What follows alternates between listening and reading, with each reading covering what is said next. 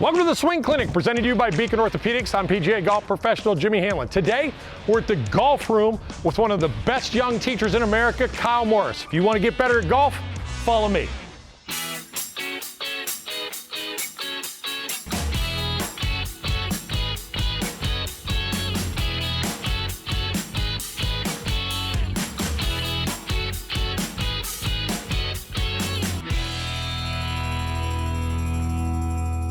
All right, welcome into the Swing Clinic, special edition of the Swing Clinic. We're here in the golf room in Dublin, Ohio.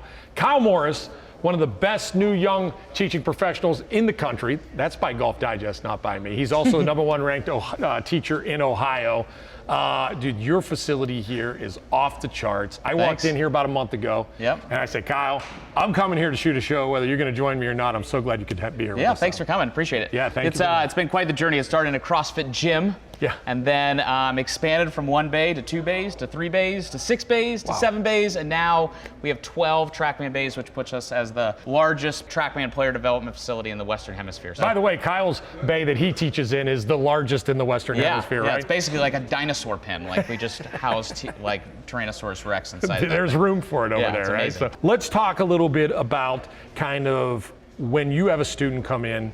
Almost all the time, what are they looking for the most, Kyle? I mean, I'd probably say it is very fair to say when someone is walking through the room to get a lesson or whatever it is, even if it's a club fitting or if they're coming here for fitness or if they're coming here for sports psychology or whatever it is probably fair to say that they are looking for consistency. Like that is, if you probably look at YouTube, it's probably the number one tip that they've been looking at is I need more consistency. Right, no doubt about it.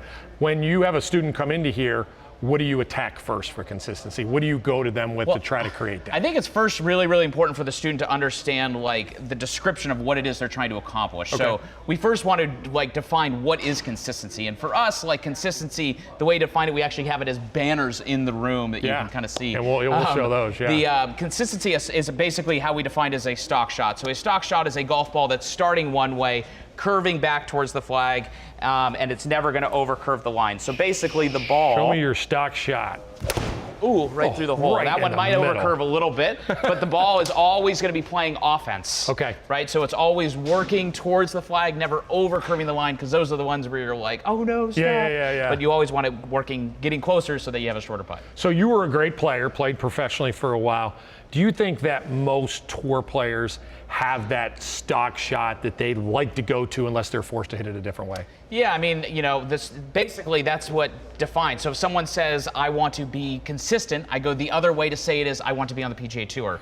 They're basically synonyms for each other. So the more consistent you are, like the more greens you can hit, the more fairways you can hit, the better your score is going to be. So that's kind of like the 10,000-foot view of the player, just like a business is to say, hey, what's the goal of business? It's to make money. What is the goal of golfing? It's to be consistent. Hit better shots and be consistent. Yeah. All right, talk to me a little bit about what you're gonna do now to kind of go after that consistency. I know you talked about steep, shallow, steep, stuff like that. Get into that right now and what you'd work with as a player. Yeah, so first off, what you guys want to do when you're trying to figure out is you're trying to basically test yourself to say, are you consistent? Like, how could you measure that? So one of the best ways that I love to do it, and this is really, really good, especially for playing, because they actually did a cool study at, I believe it was Penn State University, where they took 10 amateur golfers and another set of 10 amateur golfers, and one set of golfers, they said, okay, I want you to hit a draw, and this is what I want you to do. Like, I want the shaft to be like this and the face to be like that, blah, blah, blah, blah, blah. And they had that group. And then the second group, they said, okay, I just want you to hit a draw, and here's the picture. Go do it.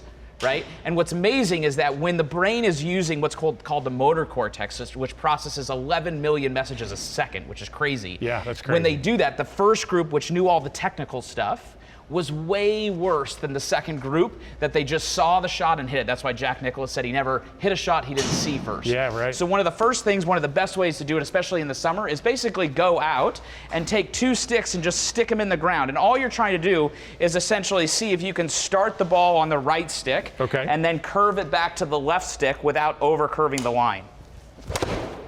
Right? So you kind of got it right in the middle of there. And there's your stock little shot. Turn, right? Yep. Yeah. So if you are a amateur player, let's say an 18 handicap, how wide do you get? So it's actually, you know, you and I talked about this before we started. Yep. I've actually done, I'm a massive nerd, and I've done all the trigonometry.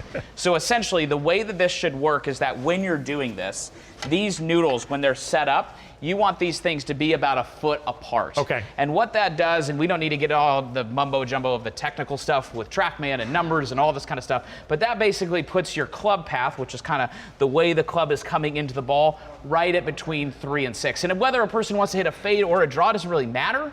So you just, if you want to hit a fade, you just move the noodles to the other side. But you're just trying to play these games, and that allows you to establish, hey, do I have a stock shot? And let's just pretend, like most, they go, hey, I might have it, but I need to be a little bit better. Yep. So that's where you kind of go, okay, now you need to diagnose in the swing what it is that you're missing, which is kind of some similarities amongst all tour players, which is what you had mentioned earlier with the steep, shallow, steep. Yep, and we're going to get into that when we come back. Stick around and watch more Swing Clinic, presented to you by Beacon Orthopedics. Welcome back to the Swing Clinic, presented to you by Beacon Orthopedics. We're here in the golf room, and we're with the owner and the director of instruction, Kyle Morris. Kyle, talk to me a little bit about what you've created with the golfroomeverywhere.com. Well, the Golf Room Everywhere is actually amazing of what we're talking about right now. So the Golf Room Everywhere is essentially, it's an online program where we're teaching, 5,000, 10,000 lessons a month to players all over the world. I think we have 12% of our users are in Europe. Yeah. But it's basically helping players with a systematic approach to get better, to build consistency. Because the truth of the matter is, which is what's great about you guys watching today, is what we're talking about right now with steep, shallow, steep. This is literally like the common cold to golfers. Like, unfortunately, for teachers like us, it's like every lesson's the same lesson in a sense, because they all do the same things. Now, there's people that do different things, and everyone has their own swing, but what the Golf Room Everywhere does allows players to essentially work through it so they can build consistency. And if you're watching this, if you actually go to the golfroomeverywhere.com/free, we're going to give you a free lesson and give you a free diagnosis as to what you need to do to build consistency. And it's completely free. Normally it's $129, but they're going to get it for free. So he's going to see me on there. I'll be there tonight putting it in there. But if you're in Scottsdale, you could,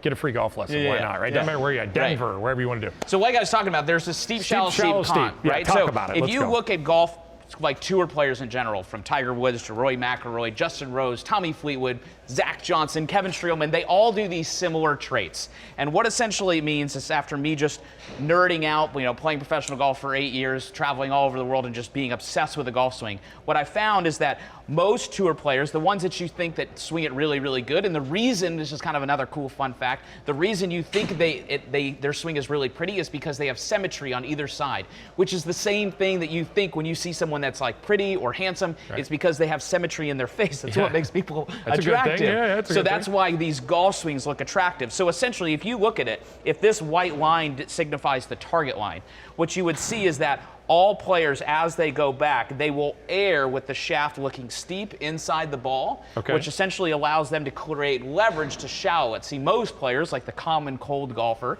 they go inside to then tomahawk it. So they go back shallow to come down steep to then flip it to shallow. Whereas we want to go back steep, shallow, steep. Like if you look at Zach Johnson and Kevin Streelman here, you see, like, as they go back, they're going to be in a backswing, they're kind of tilting, turning, and hinging, so that if you look at this, you can see how Kevin's shaft looks inside the ball, and same with Zach's. They're over top of that line, though, as you see, right? They didn't pull it inside. Yeah, they're over top of the line, but the shaft is looking back inside the ball. Right?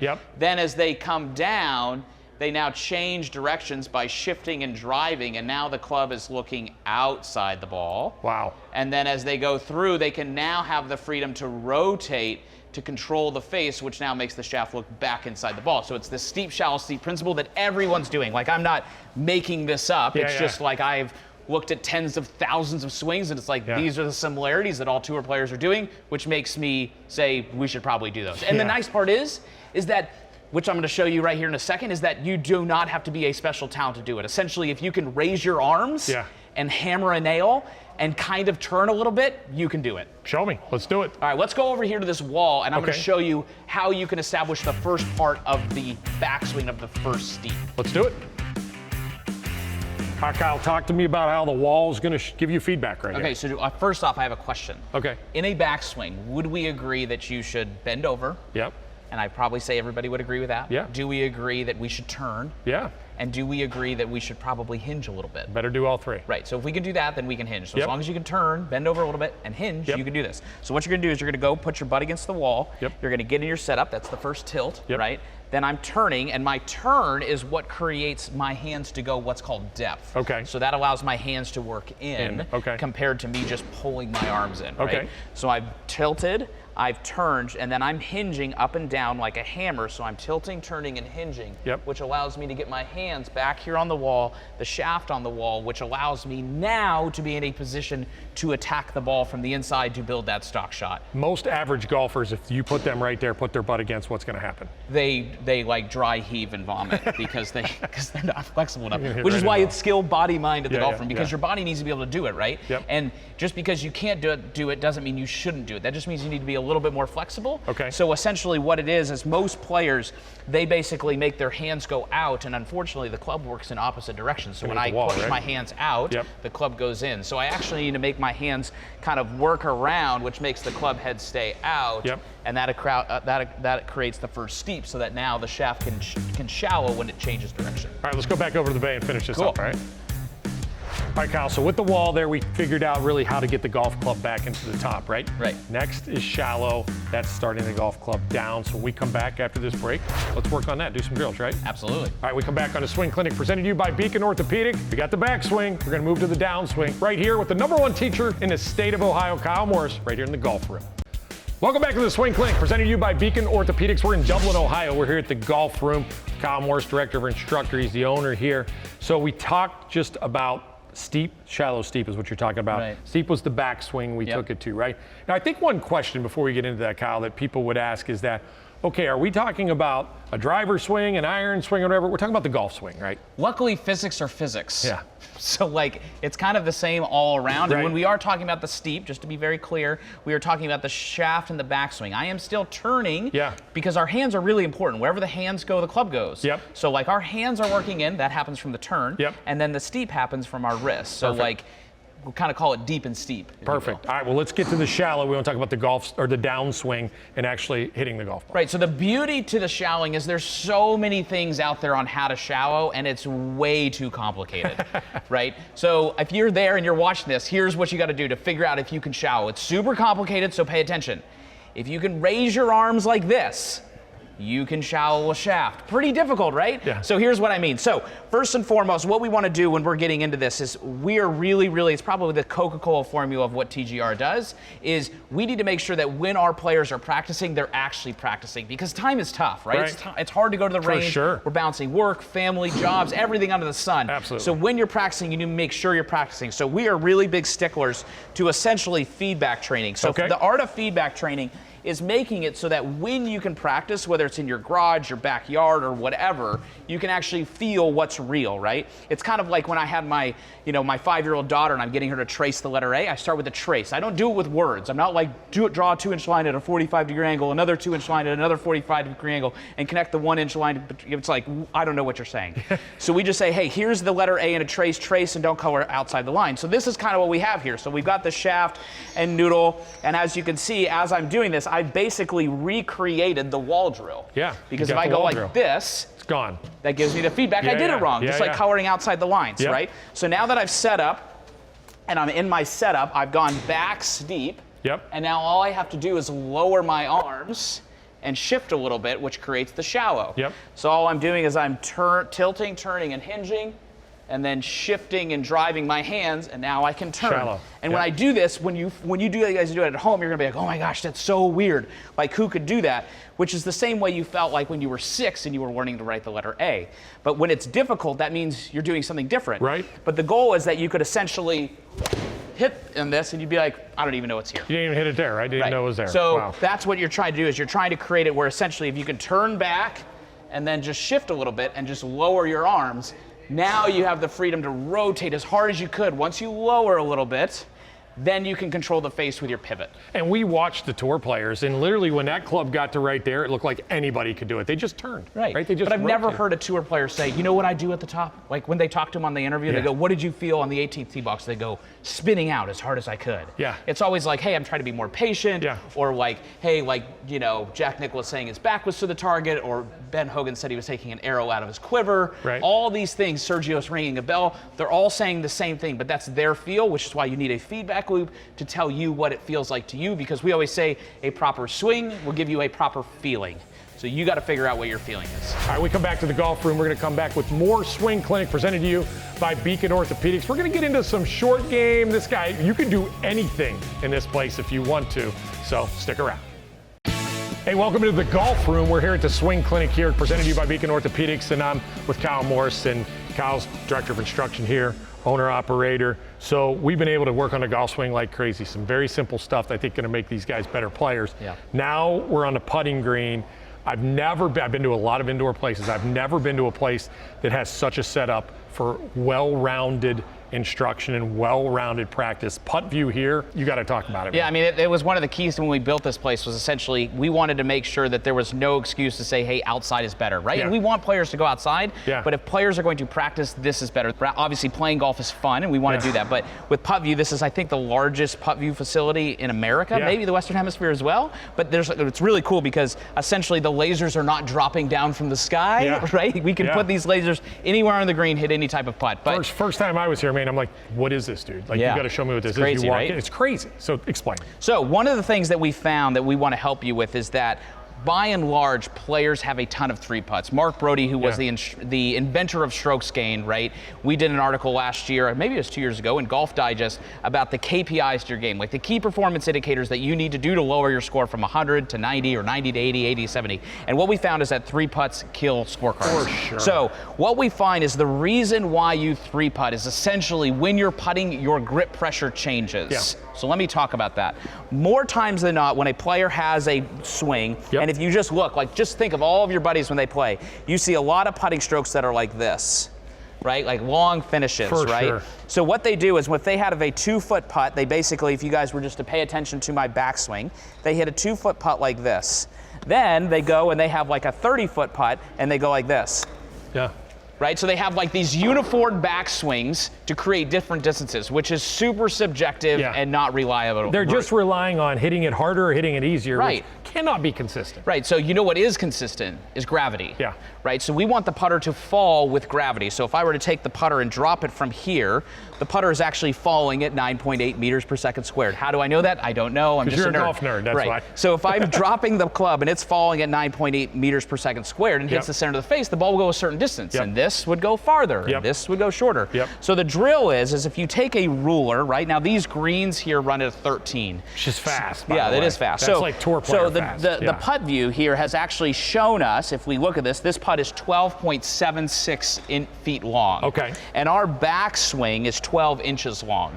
And what you'll find is that if you were to go to your home club and take a backswing of 12 inches, the ball, your greens are probably about a 10, so that ball will probably go about 9 feet. Okay. If you took a 20-inch backswing, your ball would go about 17 feet. Okay. So it's a way to calibrate. So what you're gonna do, what I want you to do is take your putter and you're just gonna hold the putter in just your index finger and your thumb, and you're gonna try to let the putter load, because it's actually a tip of Tiger, which would feel like he loaded the putter behind his hand. Same thing with Ben Crenshaw. Okay. So you're going to try Two good putters, by the way. Yeah, really, really good. So you're going to set up and you're going to have a very light, consistent grip pressure. And you're going to kind of take it back and then just let it fall onto the ball with gravity. And that's going to make the ball trajectory and velocity be the right speed into the ball. And you're going to feel that thing hit if you try to do that. I mean, you could just see the putter swing right there, right? It was just, the transition from back to forward was amazing. Right, so, and that's the key to then once you're doing this and you're practicing, you finally get essentially in tune with your senses. And now when you go to the golf course, the only thought you're going to think about is maintaining a consistent and light grip pressure throughout the stroke. You mean different than like most players that go, okay, I'm going to take it back here, I'm going to take it back here, I'm going to take it back here. Yeah, that's miserable. All you want to do is have a cocktail, which is good too. But. Yeah, that's a good too. One easy thought. But again, man, this putt view is amazing, like the feedback that you get right Yeah, here, it's really isn't it? cool. I mean, you can see all this stuff, and you can actually, there's so many things, like here we got the animation showing, You can like the ball visualize, right? is I mean, look actually at doing that. it. If there was one area that I was excited about, because I struggle with it, it's over into this chipping area. Kyle's going to help us a little bit over there when we come back on the Swing Clinic, presented to you by Beacon Orthopedics. All right, you're back in the Swing Clinic. We're here at the golf room. Kyle, debunk a chipping myth for me. Debunk a chipping myth. How about this one? Okay. Putting the ball back in your stance. Which everybody does. Leaning the handle. Which everybody and keeping does. your head down is a good way to suck at chipping. Here's why. So if you look at a wedge, right, and you have all of these club manufacturers, Cleveland, TaylorMade, Titleist. Yep. On all these wedges, like this is a 54-degree wedge with 10 degrees. bounce, yep. That's 10 degrees of bounce on the wedge. So when I put the ball back and lean the handle, I now have eliminated the bounce, Yep. and I've essentially told Bob Vokey and Roger Cleveland Yeah. and the TaylorMade guys, you're an idiot Yeah, and we you don't have need you. no idea what you're doing. So what we need to do is we need to swing the club, Yep. essentially flip it. Show me up, yep. So that you can use the bounce. So I'm going to try to kind of let the club head pass my hands, and I am not going to keep my head down. I'm actually going to stand up and get taller and rotate. Okay. Which is way different. Yeah. And what that does is that allows the ball to come off very soft, Yep. have spin, and now you're that guy in the group that hits those really cool checking spin shots. And how many players do you see the chips and you see the hands way up here, right? It gives me like the heebie-jeebies. It's terrible. Hey man, So- we have had a phenomenal time here at the golf room. Talk a little bit more about the golf room experience and your online stuff that's just blowing up, man. Yeah, It's blowing up. the thing is you guys watching this, I really, really want to help you guys get better. Yep. Which is why, with Jimmy's help, we have basically given you an opportunity to get a free lesson. Free, completely free, when you go to thegolfroomeverywhere.com Yep. /free. Yep. We're going to give you a free game planning lesson on how you can go steep, shallow, steep. Whatever it is that you want, we're going to do it to you for free. Yep. So go to that link, and then you can go to the golf room on Instagram. Tons of stuff on that. I'm posting on that all day with stories and tips, and it's a good way to drop your handicap as well. You're killing it here, man. Thanks, buddy. Congratulations. Thanks for coming. All right, folks, this has been awesome here. If you didn't learn anything about golf here, you may not ever learn anything about golf. Appreciate you sticking around with us and watching the Swing Clinic this week, presented to you by Beacon Orthopedics.